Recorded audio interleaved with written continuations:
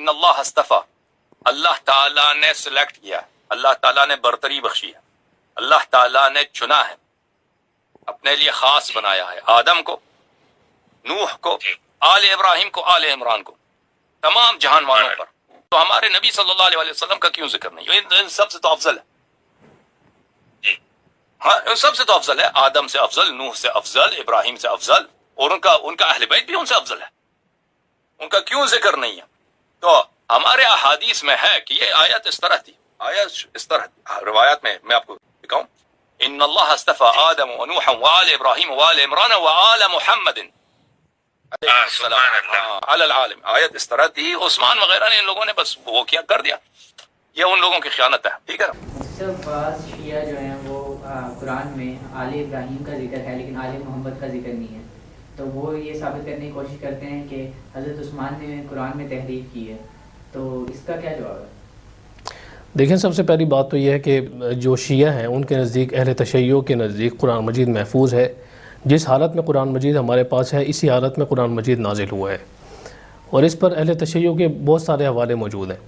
جو شیعہ یہ بات کرتے ہیں کہ قرآن مجید محفوظ نہیں ہے، وہ خود اپنی کتابوں کے خلاف باتیں کرتے ہیں۔ اصول کافی میں روایت موجود ہے، لیکن اصول کافی میں کی جو جتنی بھی روایتیں ہیں تمام کی تمام صحیح تو نہیں ہیں، حالانکہ ان کے اصول کی کتاب ہے۔ اس روایت کو شیعوں نے خود رد کی ہے، اور انہوں نے یہ بات کی ہے کہ جو قرآن مجید ہے اس کی تحریف نہیں ہوئی، جس طرح قرآن مجید ہمارے پاس موجود ہے دو گتوں کے درمیان میں، اسی طرح قرآن مجید نازل ہوا، اس میں کوئی رد و بدل نہیں ہوئی ہے۔ بہرحال یہ موقع نہیں ہے کہ ہم وہ حوالے یہاں پر ڈسکس کریں، وہ حوالے انشاءاللہ ہم کسی اور موقع پر تفصیل کے ساتھ آپ کے سامنے رکھ دیں گے۔ تو جن صاحب کی آپ بات کر رہے ہیں تو وہ یہ دعویٰ کرتے ہیں کہ قرآن مجید میں اس بات کا ذکر ہے کہ بے شک اللہ تبارک و تعالی نے ان اللہ اصطفى آدم ونوحا وآل ابراہیم وآل عمران علی العالمین، کہ بے شک اللہ تبارک و تعالی نے چن لیا ہے آل نوح کو، آل عمران کو اور آل ابراہیم کو جہان والوں پر۔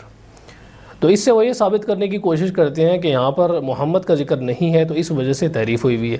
پھر وہ یہ بات کرتے ہیں کہ ہماری کتابوں میں اصل روایت اس طرح موجود ہے کہ اللہ تبارک و تعالی نے چن لیا ہے، اور اصل آیت اس طرح سے موجود ہے، آل محمد کو، آل ابراہیم اور آل محمد کو چن لیا ہے۔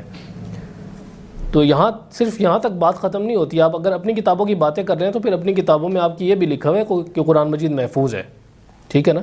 قرآن مجید کی آیت کا ذکر نہیں ہے آپ کی کتابوں میں۔ آپ کی کتابوں میں اس بات کا بھی ذکر ہے کہ قرآن مجید جس حالت میں نازل ہوا ہے اسی حالت میں ہمارے پاس محفوظ ہے۔ آپ کے اپنے بزرگوں کی باتیں ہیں، اہل تشیع کی، آپ کے جو اپنے علماء ہیں، اپنے جو آپ کے اسکالرز گزرے ہیں، انہوں نے یہ بات لکھی ہے اپنی کتابوں میں، مختلف کتابوں میں سینکڑوں حوالے ہیں اس کے، میں انشاءاللہ آپ کے سامنے رکھوں گا کسی اور موقع پر۔ تو اب اس طرف آتے ہیں کہ قرآن مجید کی جو آیت ہے، دیکھیں وہ یہ بات کرنا چاہتے ہیں کہ اللہ تعالیٰ نے چن لی ہے آل محمد کو، اور محمد صلی اللہ علیہ وسلم پر تو نبوت ختم ہو گئی ہے، تو آل محمد کو کیوں چنیں گے؟ سب سے پہلی بات تو یہ ہے، نبوت کس پر ختم ہوئی ہے؟ محمد صلی اللہ علیہ وسلم پر۔ اگر آپ یہ مانتے ہیں کہ نبوت کا دروازہ بند ہوا ہے حضرت محمد صلی اللہ علیہ وسلم پر، پھر آپ کی یہ بات ہی کرنا فضول ہے کہ یہاں پر آل محمد کا ذکر ہونا چاہیے۔ بات یہ کر رہے ہیں کہ محمد کا ذکر نہیں ہے، اور روایت کون سی لے کے آ رہے ہیں کہ آل محمد کو چن لیا ہے۔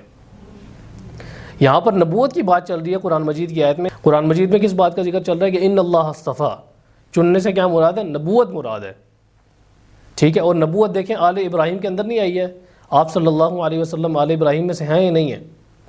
آل ابراہیم میں سے حضرت ابراہیم علیہ السلام کے کتنے بیٹے تھے؟ دو بیٹے تھے، حضرت اسحاق اور حضرت اسماعیل علیہ السلام۔ جو حضرت اسماعیل علیہ السلام ہیں ان کی اولاد سے جو ہے حضرت محمد صلی اللہ علیہ وسلم ہے، اور حضرت اسحاق ہیں ان کی اولاد سے آگے جو ہیں وہ بنی اسرائیل ہیں، حضرت یعقوب علیہ السلام ہے، اس کے بعد حضرت یوسف علیہ السلام ہے، اس کے بعد سارا ان کا سلسلہ ہے بنی اسرائیل کا۔ تو یہاں پر نبوت کی کڑی مراد ہے کہ نبوت کی کڑیاں ان سے جڑی ہیں، آل ابراہیم سے آگے چلی ہیں، تو بات نبوت کی چل رہی ہے، اور یہ بات کر رہے ہیں کہ آل محمد یہاں پر مراد ہونی چاہیے۔ پھر تو اس سے یہ بھی ثابت ہوتا ہے آپ کی اپنی بات سے کہ یہاں پر آل محمد اگر مراد ہے اور آل محمد یہاں پر ہونی چاہیے، تو پھر تو آپ کے دعوے کے مطابق نبوت کا دروازہ نعوذ باللہ بند نہیں ہوا ہے، نبوت کا دروازہ کھلا ہوا ہے، ٹھیک ہے۔ تو نبوت کا دروازہ بالکل آپ صلی اللہ علیہ وسلم پر بند ہو گیا ہے، یہاں پر آل محمد نہیں ہونا چاہیے۔ اس کی جو ہے نا، جو حضرت محمد صلی اللہ علیہ وسلم کی آل ہے اس کی فضیلت تو اپنی جگہ ہے، درود شریف میں بھی یہ بات آتی ہے، وہ تو درود بھیجنے کا ذکر آتا ہے نا، اس میں صلاۃ و سلام کا ذکر آتا ہے، یہاں پر نبوت کا ذکر آ رہا ہے۔ تو نبوت کا جہاں پر ذکر آتا ہے وہاں پر آپ صلی اللہ علیہ وسلم پر جب نبوت ختم ہو گئی ہے تو اس سیاق میں آل محمد ہونا بالکل عقلی اعتبار سے بھی صحیح نہیں ہے اور نقلی اعتبار سے بھی صحیح نہیں. تو پھر آپ کس طرح یہ بات کر سکتے ہیں کہ قرآن مجید میں تحریف ہوئی ہے؟ ٹھیک ہے، تو اس آیت سے بالکل یہ ثابت نہیں ہوتا کہ قرآن مجید میں تحریف ہوئی ہے. اہل تشیع خود اس بات کے قائل ہیں کہ جو قرآن مجید ہے وہ جس حالت میں ہمارے پاس موجود ہے اسی حالت میں نازل ہوا ہے اور اسی حالت میں آگے محفوظ ہوا ہے. ٹھیک ہے، تو اتنی سی بات ہے اس سلسلے میں. باقی جہاں تک حضرت ابراہیم علیہ السلام کا ذکر قرآن مجید میں جہاں جہاں آتا ہے، ملت ابیکم ابراہیم، تمہارے جو باپ ہیں، والد ہیں حضرت ابراہیم علیہ السلام، ان کی ملت.